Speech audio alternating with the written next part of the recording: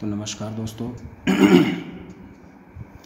मेरे YouTube channel पर आप सभी का एक बार फिर स्वागत है। आज हम एक नए टॉपिक लंग्स पर डिस्कशन करेंगे। ठीक है, लंग्स होते क्या हैं, इनकी एनाटॉमिकल सिचुएशन कहाँ पर होती है, इनका वेट क्या होता है, मतलब इनके फीचर्स है ना। लंग्स आयुर्वेद के अनुसार इनका उत्पत्ति या ये किससे बने हुए होते हैं, ठीक है, वो स्ट्रक्चर देखेंगे। तो ग्रॉस एनाटमी अपन आज देखने जा रहे हैं किसकी, लंग्स की। ओके, तो मैं एक डायग्राम के थ्रू आपको दिखाऊंगा और आप प्लीज़ स्टेप बाय स्टेप ही कर देखें, वीडियो को स्किप कर करके ना देखें प्लीज़। तो एक डायग्राम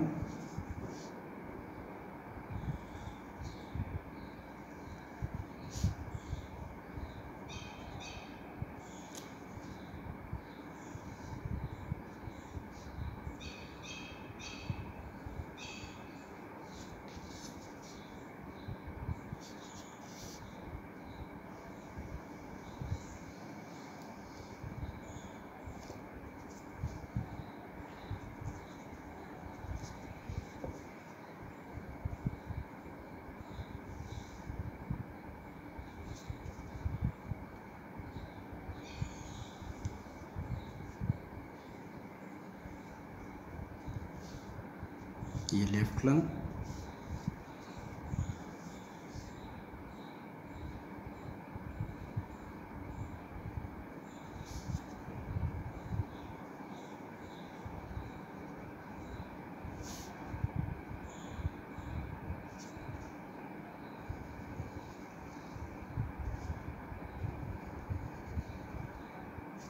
ये राइट लंग।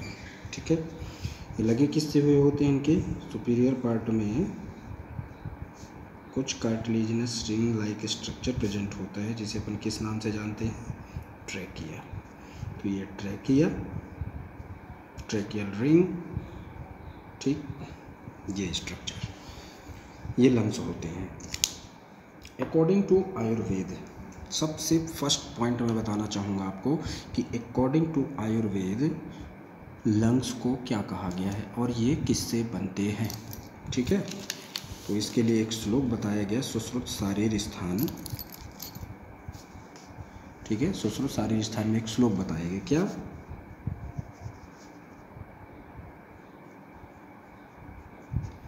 रक्त फेन प्रभवः फुफ्फुसः,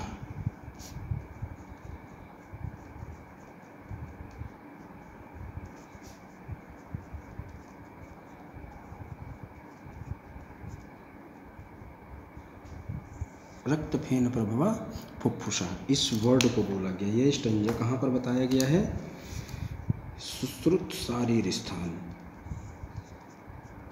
अध्याय 4/24वां श्लोक, अध्याय 4 का 24वां श्लोक। क्या बताया गया है कि जो फुफ्फुस होते हैं, मतलब आयुर्वेद में इस स्ट्रक्चर को क्या बोला गया है, फुफ्फुस।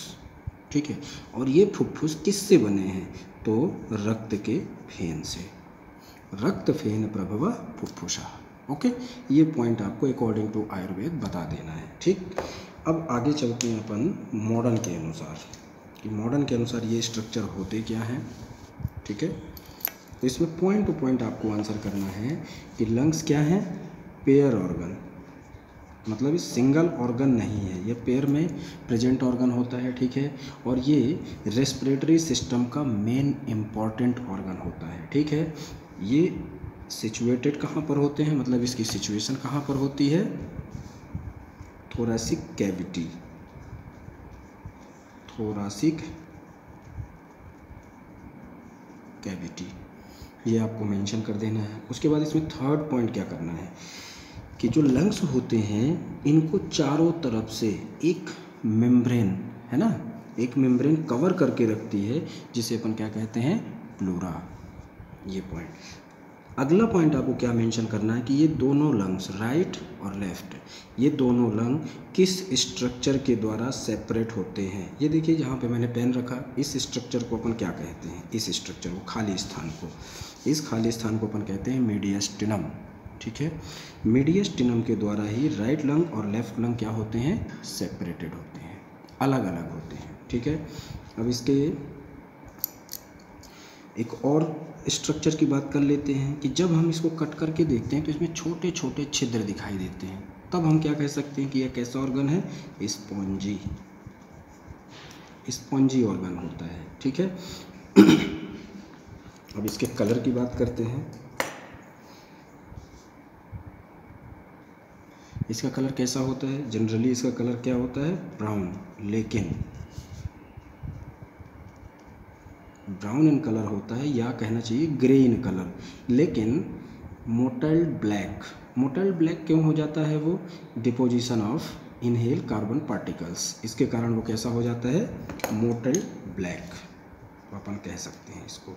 ये हो गया इसका कलर। अब इसके वेट की बात करते हैं, तो वेट में दो लंग्स अपन को दिखाने पड़ते हैं, एक राइट लंग और एक लेफ्ट लंग। तो राइट और लेफ्ट। राइट लंग का वेट कितना होता है? 700 ग्राम, 700 ग्राम। लेफ्ट का इस खांच की वजह से, है ना, थोड़ा सा वजन कम हो जाता है, 50 या 100 ग्राम। ठीक है, तो कितना कह सकते हैं हम? 600 ग्राम, ये अपन मेंशन कर देंगे। उसके बाद अब अपन को इसमें क्या मेंशन करना होता है? कुछ फीचर्स, इसके कुछ फीचर्स होते हैं, तो अपन उन फीचर्स को स्टेप बाय स्टेप देख लेते हैं। पहला फीचर इसका क्या होता है दोनों में? एक तो लंग का अपेक्स,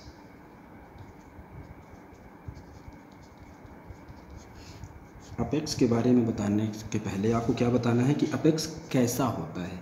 जब आप लंग्स को देखेंगे तो आप खुद ही देखोगे लंग्स का सुपीरियर पार्ट, है ना, ये अपेक्स वाला, ये वाला पार्ट कहना चाहिए, कैसा होता है?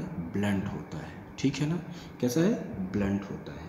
प्लस ये पार्ट सर्वाइकल प्लूरा से कवर्ड होता है, मतलब प्लूरा का जो यहाँ पर पार्ट होगा वह कौन सा पार्ट कहलाता है? Cervical pleura.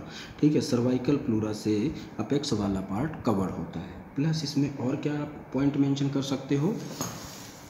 आप इसमें बता सकते हो कि ये कहाँ पर प्रेजेंट होगा, तो इसके लिए एक पॉइंट लिख सकते हो आप कि lies above the level of the anterior end of first rib. Okay.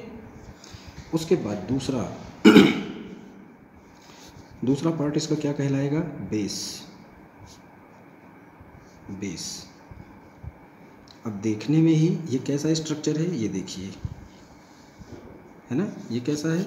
Semi lunar, है ना, सेमी लूनर, सेमी लूनर होता है, और it rests on the dome of diaphragm, मतलब ये दोनों लंग्स डायफ्राम के राइट और लेफ्ट डोम पर रेस्ट करते हैं।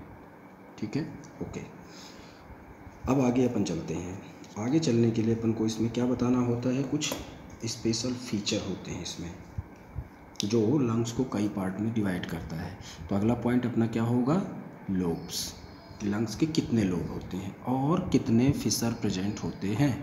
तो राइट लंग में ध्यान दीजिएगा प्लीज़, राइट लंग में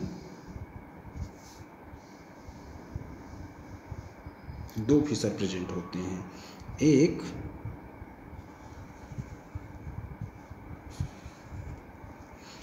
ऑब्लिक और दूसरा हॉरिजॉन्टल। इस हॉरिजॉन्टल और ऑब्लिक फिशर से इसके कितने लोब हो जाते हैं राइट लंग के? 3 lobe, upper lobe, middle lobe और लोअर लोब, ये 3 लोब हो गए। लेफ्ट लंग में कितने फिशर प्रेजेंट होंगे? तो यहाँ पर सिर्फ एक ही फिशर प्रेजेंट होता है, जो कैसा होता है? Oblique fissure. ठीक है, तो इससे कितने लोब हो जाते हैं? Upper lobe and lower lobe. Clear? ये हो गए इसके स्पेशल कुछ फीचर्स। अब इसके हम सरफेस की बात करते हैं। सरफेस में देखिए, सरफेस और बॉर्डर की बात करते हैं। बॉर्डर, सबसे पहले हम बॉर्डर देख लेते हैं। इसमें कितनी बॉर्डर होती है लंग्स में? 3 बॉर्डर होती हैं। कितनी? 3। पहली तो ये दिख रही है आपको, ये है ना, anterior border, first anterior border. इसके बिल्कुल पीछे साइड क्या? Posterior border. And lower part में तीसरी इन्फीरियर बॉर्डर। ये 3 बॉर्डर हो गए। अब हम बात करेंगे किसकी, सरफेस की। तो सरफेस 2 होती हैं। सबसे पहली सरफेस कौन सी होती है, एक तो देखिए सामने जो दिख रही है, ये जैसा डायग्राम है ना, इस डायग्राम के अनुसार ये कौन सा डायग्राम है, इन फ्रंट व्यू है, मतलब फ्रंट व्यू है किसका, लंग्स का। तो इसमें हमको कितनी दिख रही है सरफेस, दिखने के लिए तो सिर्फ एक ही सरफेस दिख रही है, ठीक है, कौन सी, कोस्टल सरफेस। ये पार्ट कौन सा है, कोस्टल मार्जिन वाला पार्ट है। तो ठीक है ना, ये कैसी सरफेस होगी, कोस्टल सरफेस लार्जर है, मतलब लार्ज सरफेस होती है, प्लस कॉन्वेक्स होती है।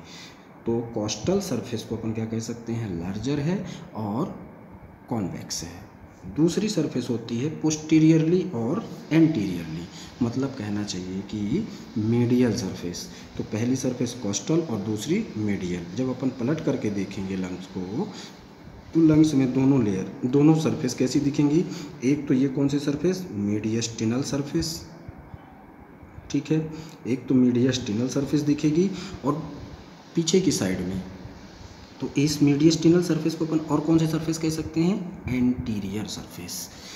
इसके बाद जो दूसरी सरफेस बचती है, ध्यान दीजिएगा प्लीज़, पोस्टीरियर या वर्टिब्रल सरफेस। अब ध्यान दीजिए प्लीज़, एक सरफेस ये दिख रही है जहाँ पे मैंने हाथ रख दिया, ये कौन सी सरफेस है, कोस्टल सरफेस। अब बची कौन सी, मीडियल। मीडियल मतलब अंदर वाली। तो अंदर वाली जो सरफेस है वह 2 पार्ट में डिवाइड है, कौन कौन सी, एक तो वर्टिब्रल पार्ट मतलब पोस्टीरियर पार्ट, और दूसरी मीडियस्टिनल या एंटीरियर पार्ट। Clear, okay. अब इसमें एक स्पेशल फीचर और पाया जाता है, ये जो डिप्रेशन है, ठीक है, ये डिप्रेशन क्या कहलाता है, कार्डियक नॉच। ध्यान दीजिएगा आप प्लीज़, कार्डियक नॉच। ये कार्डियक नॉच से कहाँ पर, बिल्कुल नीचे की साइड है ना, टंग शेप में, ये नीचे की साइड टंग शेप में एक स्ट्रक्चर प्रेजेंट होता है। ये ग्रीन कलर में आपको दिख रहा होगा, नहीं दिख रहा है, एक मिनट में दूसरा कलर कर देता हूँ। ये ऑरेंज में आपको दिख रहा है, दिखाने की कोशिश कर रहा हूँ, प्लीज़ आप देखें, ठीक है। ये ज़्यादा बड़ा दिखा दिया, हालांकि इतना बड़ा नहीं होता, बस दिखाने के लिए मैंने बनाया, ठीक है ना। कार्डियक नॉच के नीचे की साइड है ना, कार्डियक नॉच की साइड, नीचे की साइड लेफ्ट लंग में, ठीक है ना, एक टंग, जीभ के जैसा स्ट्रक्चर पाया जाता है, जिसे अपन क्या कहते हैं, लिंगुला। लिंगुला प्रेजेंट होता है, ठीक है। और ये किसके करस्पॉन्डिंग स्ट्रक्चर होता है, राइट लोब में मिडल लोब के, राइट लंग के मिडल लोब के करस्पॉन्ड स्ट्रक्चर होता है, कौन, लिंगुला। ओके, ठीक है, इतना ही बताना था। अब आगे चलते हैं अपन।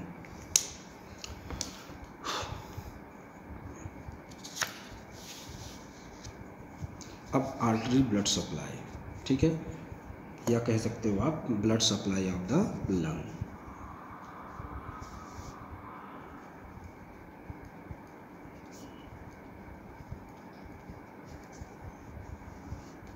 आर्टीरियल सप्लाई कौन सी आर्टरी से होगा, ब्रोंकियल आर्टरी से, bronchial artery. Venous drainage, venous supply किससे होगा, ब्रोंकियल वेन, ब्रोंकियल वेन। ये ब्रोंकियल वेन राइट लंग की है ना, राइट लंग में जो ब्रोंकियल वेन होती है वह अपना ब्लड कहाँ ड्रेन करेगी, एजाइगस वेन में, एजाइगस वेन में। और लेफ्ट वाली कहाँ पर करेगी, हेमी एजाइगस वेन में, हेमी एजाइगस वेन में अपना ब्लड ड्रेन करती है, ठीक। तो ये हो गई इसकी ब्लड सप्लाई। फिर उसके बाद में लिम्फेटिक्स,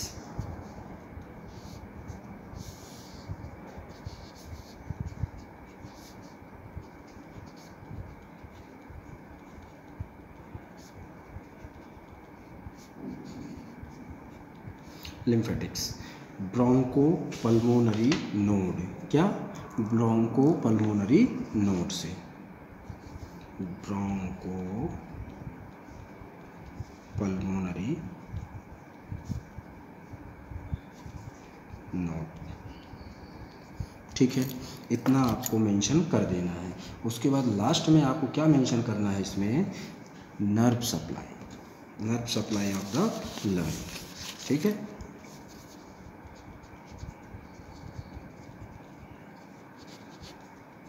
नर्व सप्लाई इसको किन किन नर्व से होगा, तो सबसे पहले पैरासिम्पथेटिक,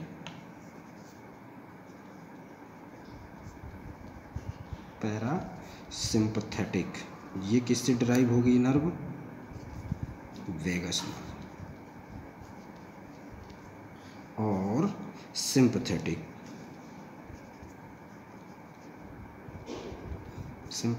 नर्व ये किससे ड्राइव होंगी, second to fifth sympathetic ganglia, second to fifth sympathetic ganglia से। इतनी चीज़ें आपको मेंशन कर देना है। ठीक है, ये चीज़ें। अब लास्ट में हम इसके क्या मेंशन करते हैं, अप्लाइड एस्पेक्ट। अप्लाइड की बात कर लेते हैं, last point.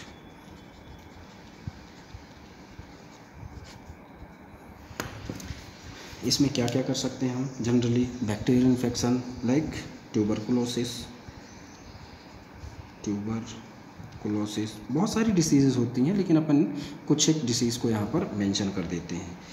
Bacterial infection, viral में भी आपने देखा ही है, पूरी दुनिया में हाहाकार मचा था कोविड-19। इसमें और क्या हो सकता है, अस्थमा।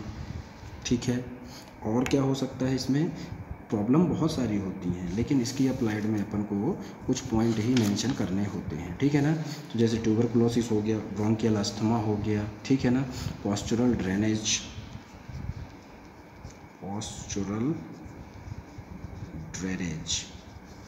ठीक है ना, ये कुछ चीज़ें आपको मेंशन कर देनी है। अभी जैसे अपन पढ़ेंगे ट्रैकिया का बाइफर्केशन, तो वहाँ पर बाइफर्केशन पॉइंट क्या कहलाता है, कैरिना। तो कैरिना में भी जो एंगल बनते हैं उनसे भी इन्फेक्शन राइट या लेफ्ट में कैसे जाता है वो अपन देखेंगे जब अपन क्या पढ़ रहे होंगे, ट्रैकिया का बाइफर्केशन। अब ये तो पॉइंट हुए अपने क्या, किसके अनुसार, लंग्स, है ना। तो ये हमने लंग्स देख लिया। आप स्टेप से ही प्लीज़ चाहें तो आप नोट्स भी बना सकते हो और इस डायग्राम के थ्रू समझा सकते हो। ठीक है ना, तो ये हमारा पूरा टॉपिक हो गया, कौन सा, लंग्स। तो ये मैं टॉपिक का नाम डाल देता हूँ, क्या पढ़ा अपन ने, लंग। ठीक, ये अपना लंग्स क्लियर हो गया। इस लेक्चर के बाद अपन क्या देखेंगे, रूट ऑफ द लंग, ठीक है ना, ब्रोंकोपल्मोनरी सेगमेंट, ठीक है ना, ब्रोंकियल ट्री, एंड इन सब की applied anatomy and applied aspect or clinical aspect. Okay, मेरा लेक्चर कैसा लगा आप लोगों को, प्लीज़ कमेंट बॉक्स पर कमेंट ज़रूर करें, जिससे मैं आप लोगों के लिए और भी अच्छे लेक्चर्स एनाटॉमी के लेके आ सकूं। Thank you.